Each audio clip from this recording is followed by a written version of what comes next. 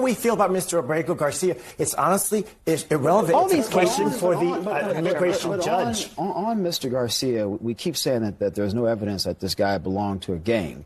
No evidence in court filings. That's not true. No, that is true. That is true. Chair Michael, that is true. No. Hold on. We always have to play this game of interrupting people when they're talking. But you're saying... saying... What is the point of me being on the show if I can never finish my frickin' point? Okay. This is getting really annoying, Abby. Hold on. Everyone else has made their statements. I have yet to say anything. Hold on a second, okay? This segment gets wild. Abby Phillips tries to shut down the conversation, but the other panelists aren't having it. They push back hard, calling her out on defending illegal immigration and MS-13. Then Scott Jennings steps in and delivers a reality check, exposing the hypocrisy and the dangers that narrative poses to America's future. Buckle up. It's going to be a bumpy ride. Jesus. Hold on Why a are you second. so angry? Because I want to say something, and I have a point of view to make here as well. Hang on just one second. Chair Michael, let me ask you a question. The question is, has the government presented evidence in court that Abrego Garcia is a member of MS-13? And my response... And the answer is no, that has not happened in court. But it doesn't mean that they have not made those claims publicly. It doesn't mean that those claims are not in police reports. In 2019... It doesn't mean that they're not in police reports. They're just not statements that were made in a court case. In 2019, the immigration judge at the time believed the Prince George's County gang unit and the evidence that they presented before that judge at the time that Mr. Garcia did indeed belong to a gang. This is not my opinion. People can Google this crap. They can Google this. CBS reported on this. If a judge believed it in 2019, is it now all of a sudden not true? The judge granted him a withholding of removal. No, I acknowledge that fact. Which is a different issue. Hold on. But the point remains that a judge found the evidence to be credible that Mr. Garcia did indeed belong to a gang. So now all of a sudden we're just not going to believe judges? The judge we can't have it both ways. I don't want to go too far down this rabbit hole, but my only point is that the government has not presented beyond the police report. They have not actually presented the evidence to prove that he belonged to this gang. So police reports are not considered evidence before a court of law? Do judges not consider police reports? What are we saying here? Chair Michael, what was the original? I actually want Chair Michael to finish the point. It absolutely is relevant to the argument from the administration, which is that Mr. Garcia belonged to a gang as one of the reasons of deporting him out of the country. And you guys are saying there's no truth to it. There's no facts to it. That's not true. The Constitution is very clear. It does not say citizens. It says no person should be deprived of life, liberty, and the pursuit of happiness without due process. It doesn't matter what he's done in his past. The Boston Wait a minute. Let me finish. The Boston bomber had due process. Yeah, that's due process. That's what this is about. I gave you time. Let me finish. Go ahead. Okay? This is a president who continues to twist the Constitution to adapt to whatever his vision is. This isn't about Donald Trump rewriting the Constitution. It's about him standing up for what's in the best interest of America. He's acting in good faith, based on a reasonable interpretation of the law. And when his decisions are challenged, it's up to the Supreme Court to weigh in. It's not that Trump is defying decisions. This is about his vision for America and the rule of law. If you think an MS-13 gang member deserves to stay in the country without proper process, think again. Trump's approach is about protecting America's future. Deported without due process, an American citizen.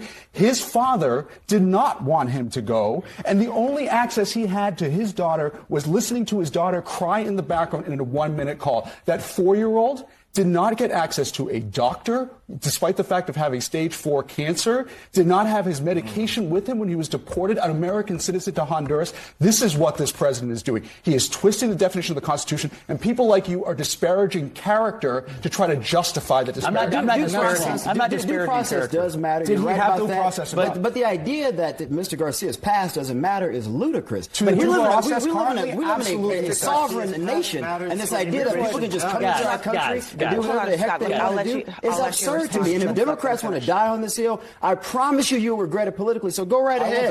Go right ahead. For Americans. Go right ahead. They didn't care about due process for the people involved in January 6th. Not one bit. No trials, no fair hearings.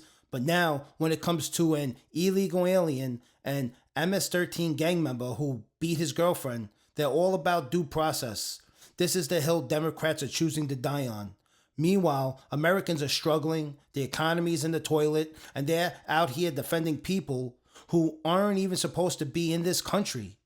This guy isn't a citizen. He's here illegally. If these Democrat liberals ever gain back the presidency, God help us all. Well, breaking our laws coming into our country, that is a fact. Let Scott have a word, and then we'll move on. It seems to me that the political analysis of this, though, is, and a lot of average people are looking at it this way. Why is it that we can let 20 million people into the country just walk across, whatever, and there's no real process for them to do that, but then we have to individually pick out every single person and go through years upon years upon years of paperwork and this and that and the other, and all we're trying to do is send them back to where they came from because they came here illegally in the first place. 20 million in with no process. How do you get 20 million out with years and years of people fighting every single case? You could cherry pick any case you want. But the reality is the crisis that put Donald Trump in the White House was caused over years and years and years of neglect and letting people walk into here without any process at all, and now you're trying to gum up the works to keep them here. A lot of them came in. A lot of them came in with parole. A lot of them came in. CNN polling shows 54% of Americans want Mr. November Rodrigo polling Garcia showed Donald back. Trump won the That's election. CNN polling. The public is shifting. We are a sovereign nation, and you cannot just come into our country illegally whenever the heck you want, because we can't do it to any other country on the face of this Asylum earth. is a legal right. If you come in illegally, you have to leave. Americans are tired of that. We do not have unlimited resources. You know who was here illegally with a deportation order? Marco Rubio's grandfather. All right, We're not talking about Marco Rubio. Oh, now we're not? Now that's not relevant? It's not relevant. No, I'm talking about Marco Rubio because Marco Marco Rubio used to be an advocate for TPS for Venezuelans, and Marco Rubio used to be an advocate for Nicaraguans and Cubans. No, I know you're not. If you come into this country illegally, you are going home. Simple as that. We do not have unlimited resources. I think in a this lot of country Americans to take care of other people. There's a hell of a lot of people, other than the black people who were brought here as slaves who came to this country illegally. They're not the same as black people who were brought here against our will. That's exactly what I just said. I said there is a lot of people there's a big difference. There is a big difference. That's exactly what I just said. Difference. That's exactly what I just said, Sir Michael. Look and act indignant. That's exactly what I just said.